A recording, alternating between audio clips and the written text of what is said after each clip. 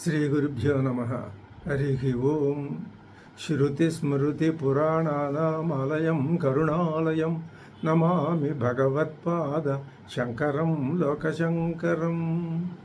ఓం భద్రం కర్ణేభిः శృణుయామ దేవాः భద్రం పశ్యేమాక్షభిర్యజత్రాः స్థిరైరంగైస్తుష్టువాగుంసస్తనూభిः వ్యశేమ దేవహితం యదాయుః.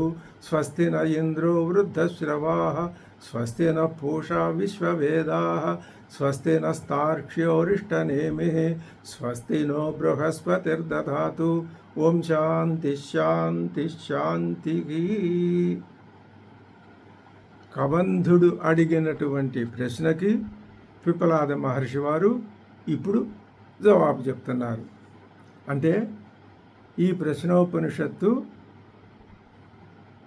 ఆ శిష్యుడు అడిగిన ప్రశ్న ద్వారా రేకెత్తించబడిన సందేహాలకి సమాధానం చెప్పటం అనేటటువంటి ఒక బృహత్ కార్యాన్ని నిర్వహించటం, ఆ విధంగా సాధక జనం యొక్క మనస్సుల్లో సరి అయినటువంటి స్పష్టమైనటువంటి ఒకనొక నిర్దిష్టమైన అభిప్రాయాన్ని కూడా కలిగించటం అన్నది ఉపనిషత్తు యొక్క పరమ ముఖ్యమైన ఉద్దేశము చెప్తున్నారు పిప్పలాద మహర్షి.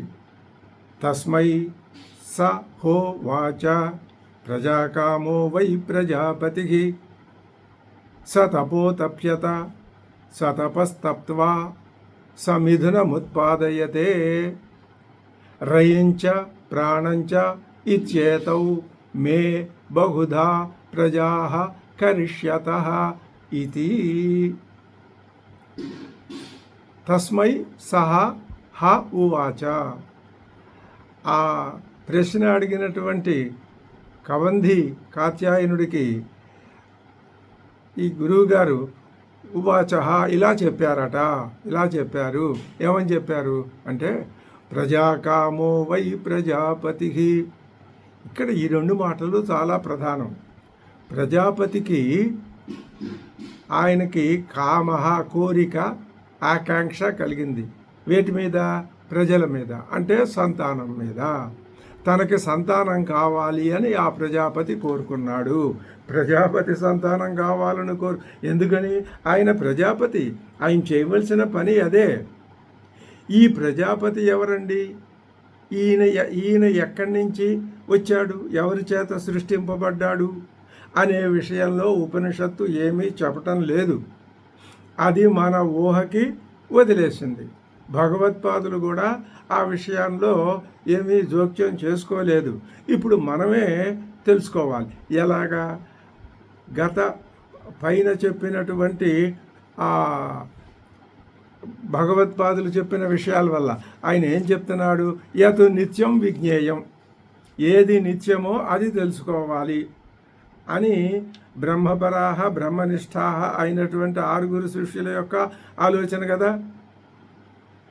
మరి ఇప్పుడు భగవత్పాదులు ఏం చెప్పినట్లయింది అంటే ఈ ప్రజాపతే ఆ నిత్యమైనటువంటి తత్వము. ఇప్పుడు ఇక్కడ సృష్టి అనే కార్యక్రమం మొదలవుతున్నది. ఇంకొక విషయం కూడా మనం గమనించాలి. నిత్యం శుద్ధం బుద్ధం ముక్తం అయినటువంటి దాంట్లో ఏ విధమైన విశేషాలు ఉండవు. అది సచ్చిద్రూపమైనటువంటి ప్రజ్ఞాన ఘనస్వరూపమైనటువంటి జ్ఞాన శక్తి సమన్వితమైనటువంటి ఒకానొక మహాతత్వము. అదే ఈ సృష్టికి స్వరూపము అని గుర్తుపెట్టుకుంటే ఇప్పుడు ఆ తత్వమే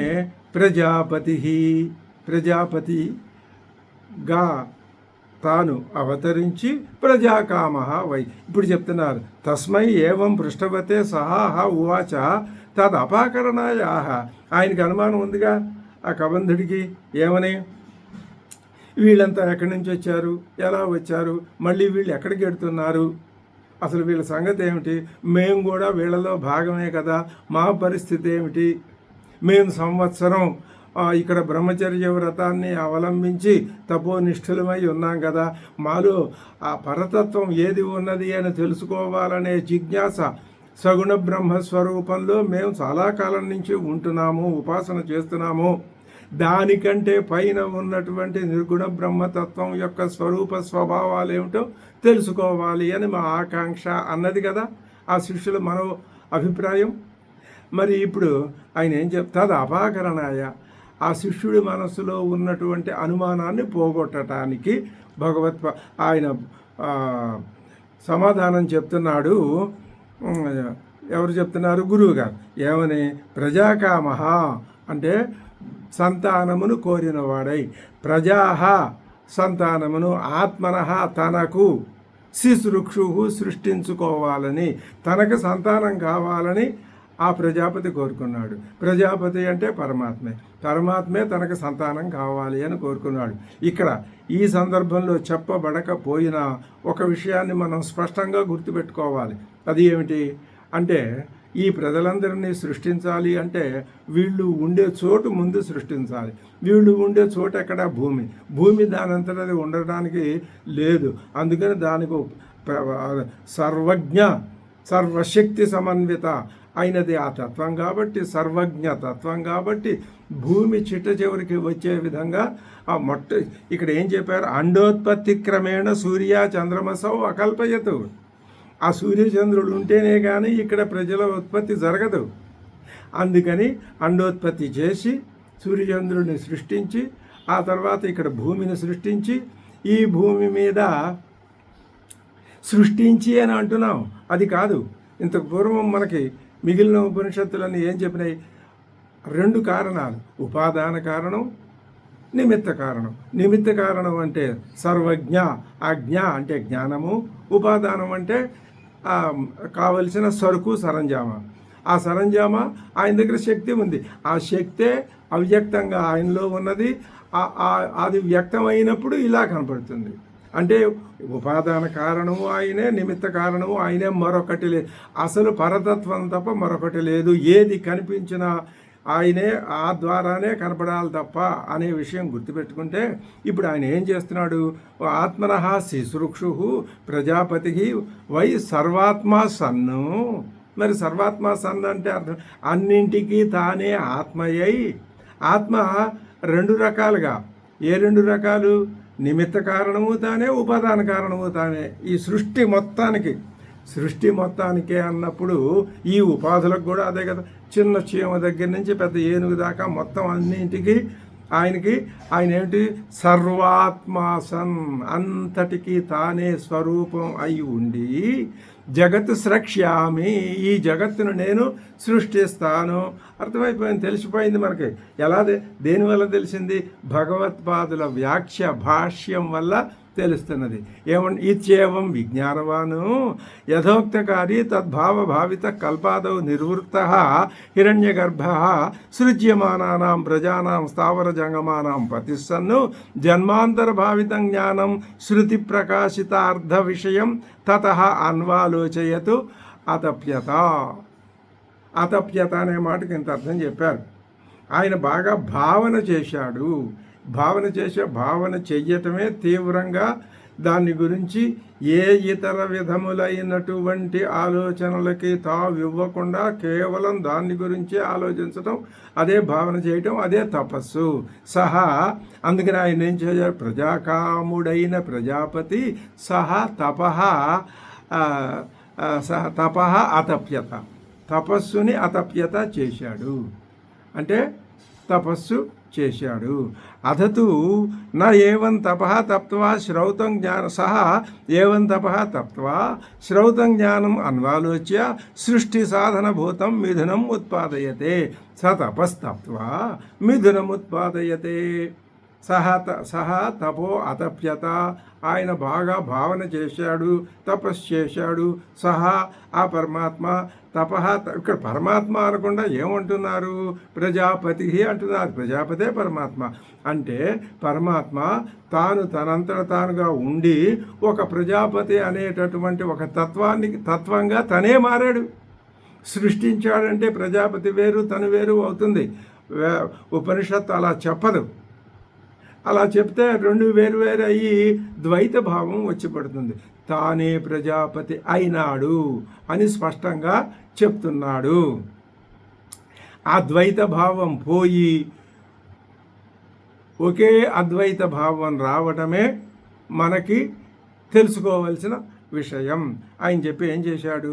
సహా మిథునం ఉత్పాదయతే, మిథునం ఉత్పాదయతే, మిథునం ద్వంద్వం ఉత్పాదితవాన్, సృష్టించెను అంటే దాని అర్థం ఆయనే ద్వంద్వంగా మారాడు. ద్వంద్వం అంటే మిథునం అంటే ద్వంద్వం అర్థం చెప్పారు. ఏమిటి ఆ మిథునంలో ద్వంద్వంలో? రెండు ఉండాలి కదా. ఒకటి రయించ ప్రాణంచ, రయిని ప్రాణం, రయి ప్రాణం అనే ఒక జంటని సృష్టించాడు. అదే ఈనాటికి ఏ రూపంలో ఉన్నది అంటే స్త్రీ పురుషాత్మకంగా ప్రతి ప్రాణిలోనూ, ప్రతి సర్వే సర్వత్రా అంతటా స్త్రీ పురుష తత్వంగా ఉండి ఉత్పత్తి చేస్తున్నది. అయితే అక్కడి నుంచి వర్ణించబడి వచ్చినప్పుడు ఇప్పుడు ఈ ఒక విధంగా ప్రజాకామత్వాన్ని కలిగి ఉన్నటువంటి ప్రజాపతి ఏమనుకున్నాడు అంటే, ఏతౌ మే బహుధా ప్రజా కరిష్యత, వీళ్ళే నాకు అనేక విధాలుగా సంతానాన్ని కలిగిస్తారు అని అనుకున్నాడు కదా. అదే అర్థం చెప్తున్నారు. ఇప్పుడు అక్కడ ఏం రయించ సోమంచ, రయించ అంటే సోమం, దానికే అన్నం అని పేరు. రయి అంటే సోమం, సోముడు, చంద్రుడు, అన్నం, అన్నము, దానికే స్థూలము, మూర్తము అని ఈ మూడు పేర్లు రయికే. రయి అంటే ధనము, అన్నము అని. రయి అంటే ధనం అనే అర్థం ఉంది లోకంలో. ధనం అంటే అర్థం ఏమిటి? ధనం భోగింపబడేది కాబట్టి అన్నం కూడా తినబడేది కాబట్టి ఆ రెండు సమానార్థకాలే. ప్రాణంచ అగ్నిం, ప్రాణంచ ప్రాణాన్ని కూడా సృష్టించాడు. ఈ రెండే ప్రధానం, అన్నము ప్రాణము. మొత్తం సమస్త సృష్టి జరిగిపోతోంది నిరాఘాటంగా. ఆయన చేయటం మొదలు సృష్టించడం దగ్గర నుంచి ఈ క్షణం వరకు జరిగిపోతూనే ఉంది. ఇది ఇలా నిరంతరం జరుగుతూనే ఉంటుంది. అది ఏమని? ఏతౌ ఈ రెండు, అగ్నిం అత్తారం, రయిం అన్నం, అగ్నిం అత్తారం. అత్తారం అంటే తినువాణిని సృష్టించెను. ఏమనుకునే? ఏతౌ ఈ ఇద్దరు, ఈ రెండు, అగ్నిశోమౌ, దీనికే ఆ ప్రాణానికే అగ్ని అని పేరు, ప్రాణానికే ఆదిత్యుడు అని పేరు. ఆదిత్యుడు అంటే అగ్ని, రయి అంటే అన్నం, అన్నం అంటే చంద్రుడు. కాబట్టి రయి అంటే చంద్రుడు, ప్రాణం అంటే ఆదిత్యుడు, ఆదిత్యుడు అంటే అగ్ని. అక్కడ సోముడు, అగ్ని సోమ కలిపితే రయి ప్రాణ. ఇది అగ్నిశోమ అయింది. సంధివశాత్తు అగ్నిశోమవు అత్రన్న భూతం. వాళ్ళు ఏ రూపంలో ఉన్నారు? తినేవాడు, తినబడేది అనే రూపంలో ఉన్న ఆ రెండింటినీ కూడా ఆయన సృష్టించాడు. సృష్టించి మే మమ బహుధా అనేకధా ప్రజా కరిష్యత, అనేక విధాలుగా వీళ్ళు నాకు సంతానాన్ని కలిగిస్తారు అనుకున్నాడు. అనుకున్నదే కానీ ఇప్పటికీ జరిగేది ఏమిటి అంటే ఆ పరతత్వమే ఏది మార్పు రాని, ఏది జరగని, ఏది ఏమన్నా కానీ ఎలా కానీ అదే ఇలా జరుగుతూ వస్తున్నది. అన్నింట్లోనూ అదే ఉన్నది, అది లేనిది ఏదీ లేదు. కాబట్టి ఇదంతా అదే, అది మనం గ్రహించాల్సింది. ఇప్పుడు ఏం చేయాలి అంటే అగ్నిశోమ తత్వంలో పరమాత్మ తత్వాన్ని, అగ్నిశోమ అనే ద్వంద్వ మిథునంలో ద్వంద్వ దృష్టిని పరిహరించి పరమాత్మ దృష్టిని నిలుపుకోవాలి. ఇది ఉపదేశం. ఇందుకు ప్రశ్నోపనిషత్తు వచ్చింది. అసలు ఆ అడిగిన శిష్యుడు ఎక్కడి నుంచి ఈ ప్రజాయంతే అని కదా అడిగాడు. దానికి అర్థం, దాని తాత్పర్యం, దాంట్లో ఉన్న అంతరార్థం ఇది. ఎక్కడి నుంచి అంటే పరమాత్మ నుంచి. కాబట్టి దీని స్వరూపమేది? పరమాత్మే. మీరు ఇప్పటిదాకా నిర్గుణతత్వాన్ని ఉపాసించారు కదా, ఇప్పుడు మీరు సగుణతత్వాన్ని ఉపాసించారు కదా, నిర్గుణతత్వం ఇది ఇలా ఉంటుంది, మీరు భావించుకోవాలి. మీకు కంటికి కనిపించేటటువంటి ఈ సృష్టిలో ఉన్న ప్రతి వస్తువు లోనూ ఆ పరమాత్మ తత్వం ఉన్నది. ఈ విధంగా మీరు దీనికి ఉపాసన అక్కర్లేదు. ఆ సంగతి తర్వాత చెప్తారు. సంచింత్య అండోత్పత్తి క్రమేణ సూర్య చంద్రమసౌ అకల్పయతు, వాళ్ళిద్దరిని కల్పించాడు. ఇప్పుడు ఈ శ్లోకం చాలా ఏం చేసిందనమాట, ఆ కబంధి అడిగినటువంటి ప్రశ్నకి సంపూర్ణంగా దాదాపు సమాధానం వచ్చేసింది. ఇంకా దీన్నే వివరించి చెప్పాల్సి ఉంటుంది. ఏమని చెప్పారు? తస్మై సహోవాచ ప్రజాకామో వై ప్రజాపతి సతపోతప్యత సతపస్తప్త్వా సమిథునముత్పాదయతే రయించ ప్రాణంచ ఇచ్చేతౌ మే బహుధా ప్రజా కరిష్యతః ఇతి అని చెప్పి రయించ ప్రాణంచ అని చెప్పారు కదా. ఇప్పుడు ఆ రయి ప్రాణాలని మరికొంత వివరిస్తున్నారు. ఆదిత్యోహవై ప్రాణో, ప్రాణం అంటే ఎవరనుకున్నారు? మనకి కంటికి కనిపించే ఆదిత్యుడే, ఆ సూర్య భగవానుడే. వై కదా, ఏం కదా, ప్రాణ ఈ సృష్టి మొత్తాన్ని ఆక్రమించి ఉన్న ప్రాణం ఆ ఆదిత్యుడే. ప్రాణం ఆదిత్యుడు ఎలా అవుతాడండి? చెప్తాం. ఆ విషయాన్ని చెప్పడానికే ఇప్పుడు ఈ 5వ మంత్రం వచ్చి ఉన్నది. ఏమని?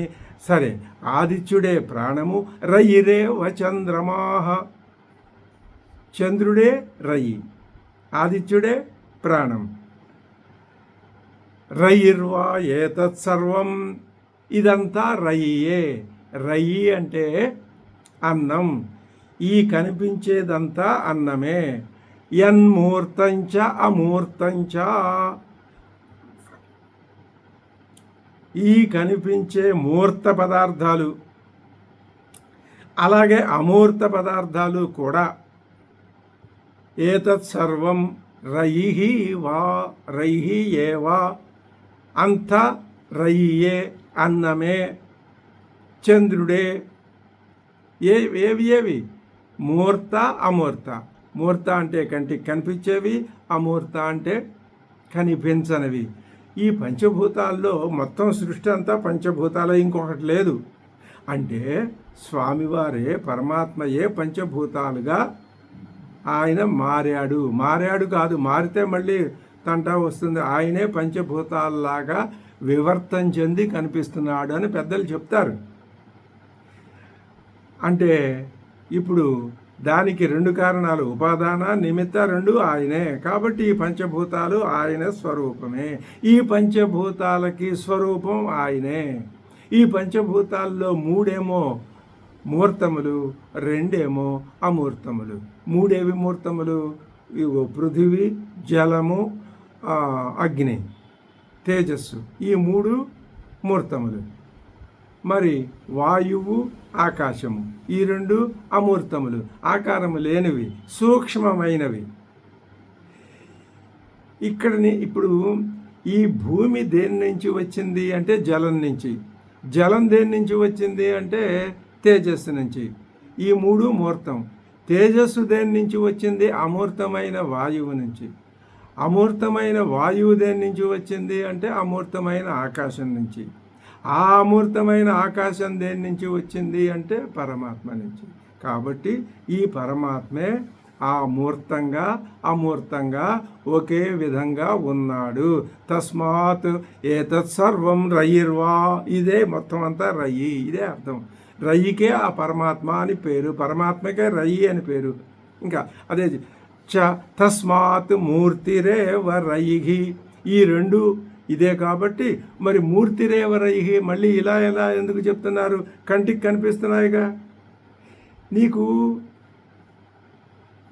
కంటికి కనిపించేవి, కనిపించనివి, మూర్త అమూర్త అనే ఆ వివక్ష కావాల్సి వచ్చినప్పుడు కంటికి కనిపించేవి రయి, కనిపించనిది ప్రాణము.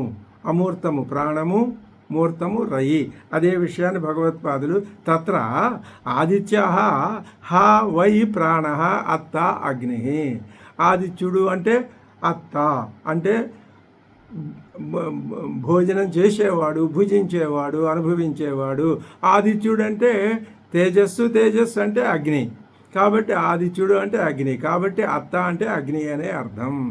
రయిహి ఏవ చంద్రమాహ. రయి అంటే చంద్రుడే. రయి ఏవ అన్నం సోమః ఏవ. రయ్యే అన్నము అంటే సోముడు. తదేతద్ ఏకం అత్తాచ అన్నంచ ప్రజాపతి ఏకంతు మిథునం. ఈ రెండు కలిపి ఒకటే, అదే మిథునము. ఏకత్వ దృష్టితో ఒకటి, మరి గుణప్రధానకృతో భేద. భేదం ఉందా? ఒకటి మూర్తము, ఒకటి అమూర్తము అనేటటువంటి స్వభావరీత్యా భేదం ఉంది కాబట్టి మిథునము జంట. అక్కడ మూర్త అమూర్త అనే భేదం స్పష్టంగా తెలియజెప్తున్నారు. కథం అంటే రయిహి వై అన్నం వై ఏతత్ సర్వం. ఇదంతా రయిహి అన్నమే. ఇదంతా ఈ సమస్తము కూడా తినబడేది దేని చేత? అమూర్తం చేత. ఆ అమూర్తమేది పరమాత్మే. ప్రజాకామో వై ప్రజాపతి. ఎందుకు సృష్టించుకున్నాడు అంటే తన బంగారం నుంచి ఆభరణాలు వచ్చినాయి, బంగారమే దాని స్వరూపం. అలాగే పరమాత్మ నుంచి ఇవన్నీ వచ్చినాయి, పరమాత్మే వీటన్నింటికి స్వరూపం. కాబట్టి రయి అంటే పరమాత్మే. కాబట్టి ఇదంతా ఏతత్ సర్వం రయిహి.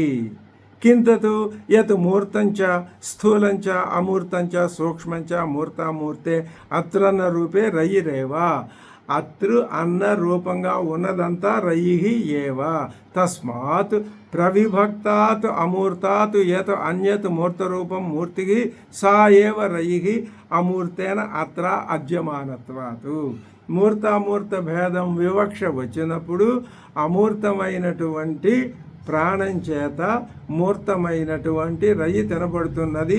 అది ఎక్కడ? ప్రవిభక్తమై కనిపిస్తే. అప్రవిభక్తమైతే రెండు ఒకటే, అదే మిథునం, అదే పరమాత్మ. కాబట్టి ఇప్పుడు ఆదిత్యోహ వై ప్రాణో రయిరేవ చంద్రమాః రయిర్వా ఏతత్ సర్వం యన్మూర్తంచ మూర్తంచ తస్మాత్ మూర్తిరేవ రయిః. ఇదే విషయాన్ని ఈ మానవ ఉపాధికి మనం గనక అన్వయం చేసుకున్నట్లయితే మూర్తామూర్తాలు రెండు ఈ ఉపాధిలోనే ఉన్నాయి. ఏది మూర్తము? తినబడేది అంతా దీంట్లోనే ఉన్నది. ఈ ఉపాధి అంతా అనుభవింపబడుతున్నది దేని చేత? ప్రాణం చేత. ప్రాణం దీన్ని మూర్తాన్ని తింటున్నది. అమూర్తం. అమూర్తం అంటే రయిరేవ చంద్రమాః రయిరేవ ఏతత్ సర్వం అని చెప్పారు కదా. అంటే నిరాకారమైన పరమాత్మ, ఇది అమూర్తమైన పరమాత్మ ఈ ఉపాధిలోనూ ఉన్నది. మూర్తమైన రయి అంటే అత్రన్న రూపమైన రయి కూడా ఇందులోనే ఉన్నది. అత్రన్న రూపం అంటే ప్రాణము, రయి దీంట్లో ఈ శరీరంలో ఉన్నాయి.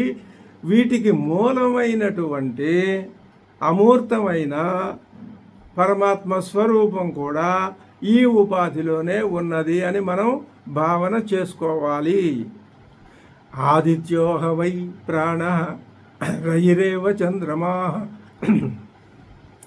రయిర్వా ఏతత్ సర్వం యన్మూర్తంచ మూర్తంచ తస్మాత్ మూర్తిరేవ రయిః. అథ ఆదిత్య ఉదయన్ యత్ ప్రాచీం దిశం ప్రవిశతి తేన ప్రాచ్యాన్ ప్రాణాన్ రశ్మిషు సన్నిధత్తే యద్దక్షిణాం యత్ప్రతీచీం యదుదీచీం యదధో యదూర్ధ్వం యదంతరా దిశో యత్సర్వం ప్రకాశయతి తేన సర్వాన్ ప్రాణాన్ రశ్మిషు సన్నిధత్తే. అథ ఆదిత్యః ఉదయన్ యత్ ప్రాచీం దిశం ప్రవిశతి తేన ప్రాచ్యాన్ ప్రాణాన్ రశ్మిషు సన్నిధత్తే. ఆదిత్యోహ వై ప్రాణః ప్రాణమే ఆదిత్యుడు.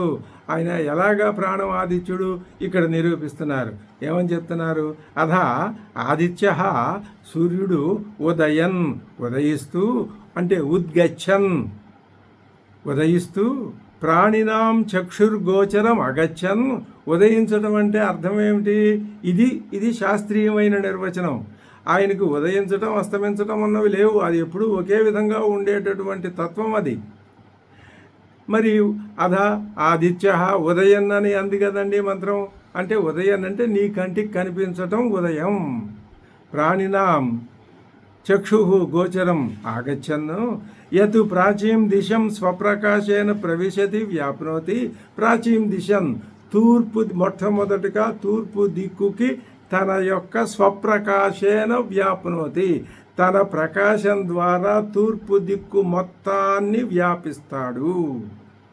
అలా వ్యాపించటం అన్నది ఏదైతే కలదో అధ ఆదిత్య ఉదయన్ యత్ ప్రాచీం దిశం ప్రవిశతి వ్యాప్నోతి తేన అందువలన స్వాత్మ వ్యాప్య సర్వాన్ తత్ స్థాన్ ప్రాణాన్ ప్రాచ్యాం అంతర్భూతాన్ రశ్మిషు స్వాత్మావభాస రూపేషు వ్యాప్తిమత్సు వ్యాప్తత్వాత్ ప్రాణినః సన్నిధత్తే సన్నివేశయతి.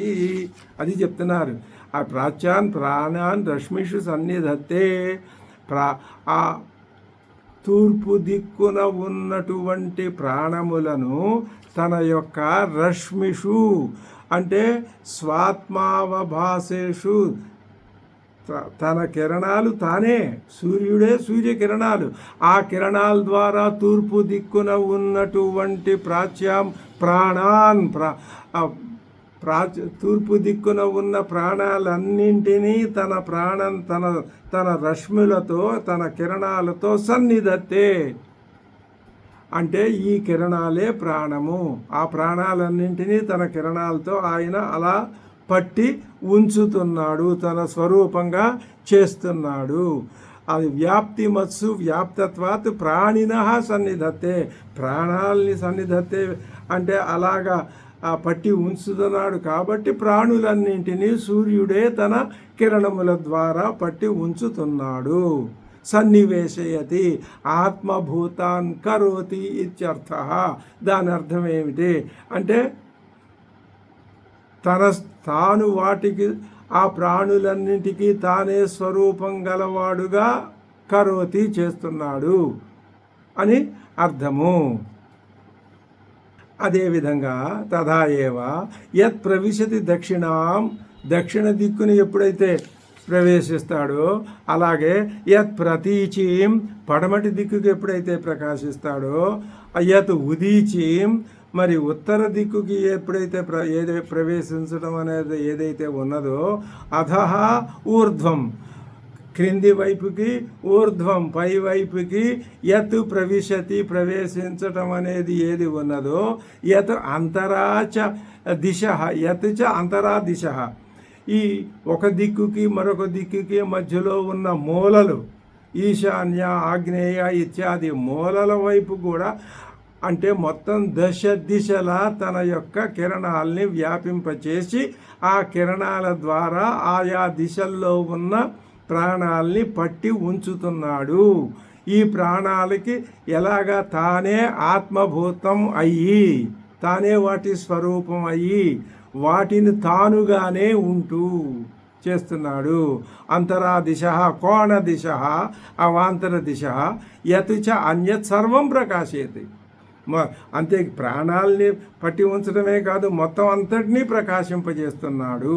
తేన స్వప్రకాశ వ్యాప్య సర్వాన్ దిక్స్థాన్ ప్రాణాన్ రశ్మిషు సన్నిధత్తే.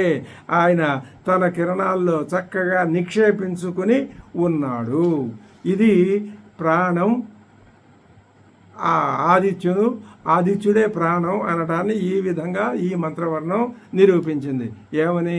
అధ ఆదిత్య ఉదయన్ యత్ ప్రాచీం దిశం ప్రవిశతి తేన ప్రాచ్యాన్ ప్రాణాన్ రశ్మిషు సన్నిధత్తే యద్దక్షిణాం యత్ప్రతీచీం యదుదీచీం యదధో యదూర్ధ్వం యదంతరాదిశో యత్సర్వం ప్రకాశయతి తేన సర్వాన్ ప్రాణాన్ రశ్మిషు సన్నిధత్తే.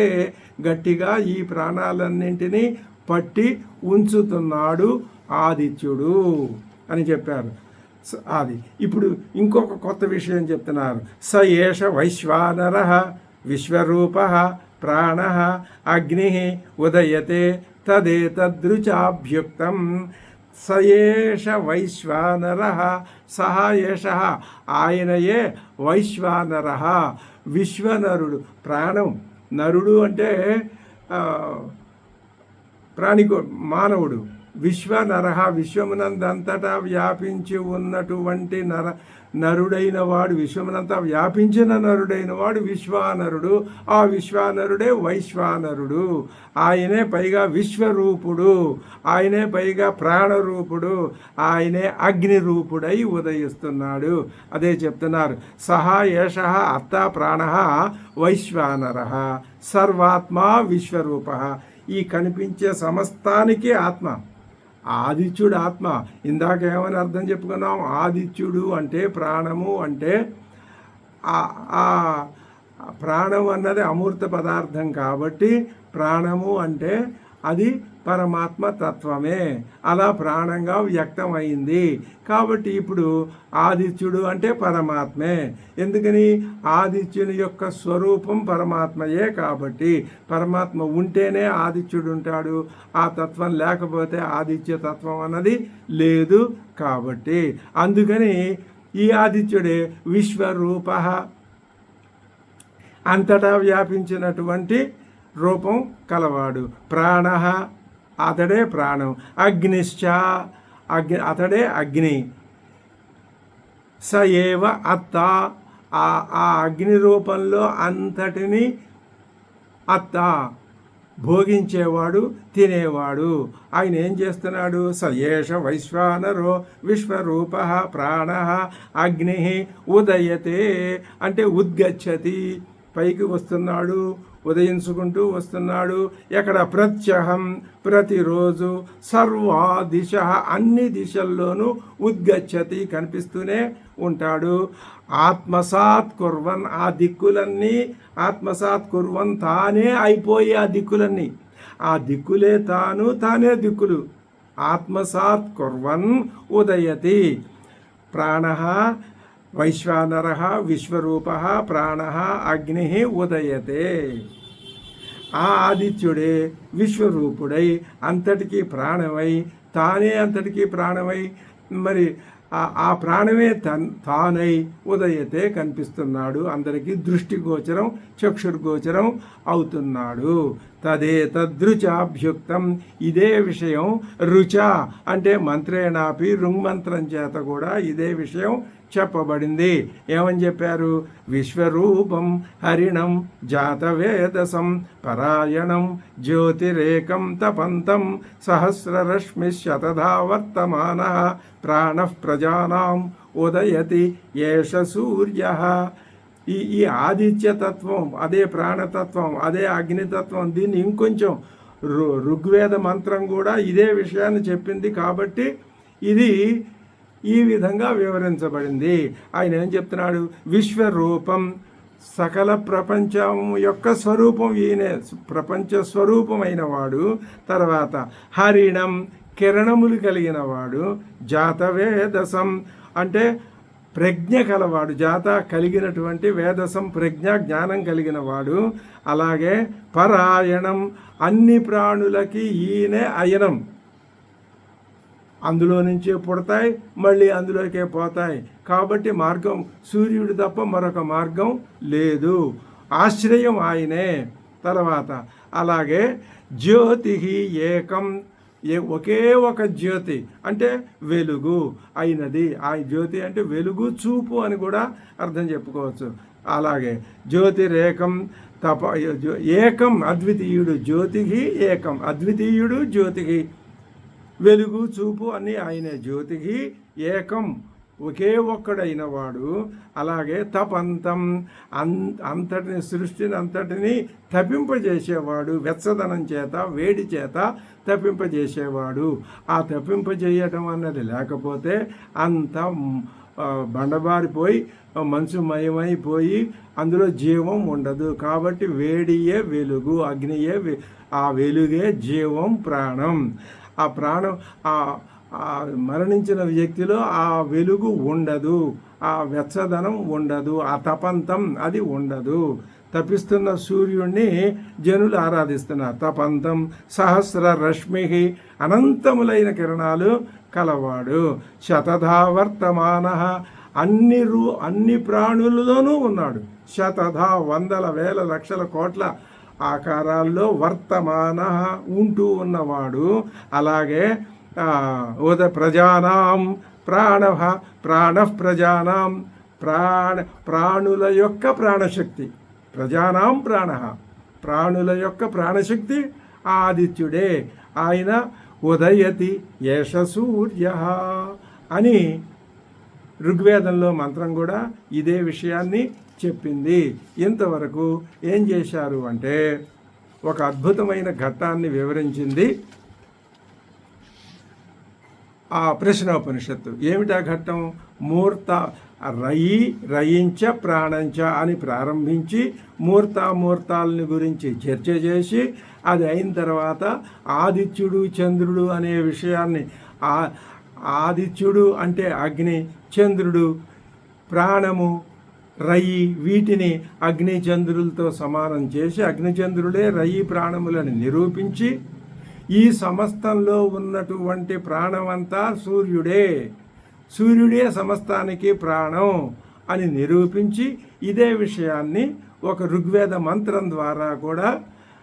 మంత్రాన్ని కూడా దృష్టాంతంగా ఉదాహరించి మొత్తం ఇక్కడ వీళ్ళే ప్రాణికోటి, ఈ విధంగా సూర్యుడి నుంచే ప్రాణికోటి ఉదయిస్తున్నారు అనే మొట్టమొదట ఒక అంశాన్ని తీసుకొని దాన్ని చర్చించి ఒక నిర్ణయానికి వచ్చింది ఉపనిషత్తు.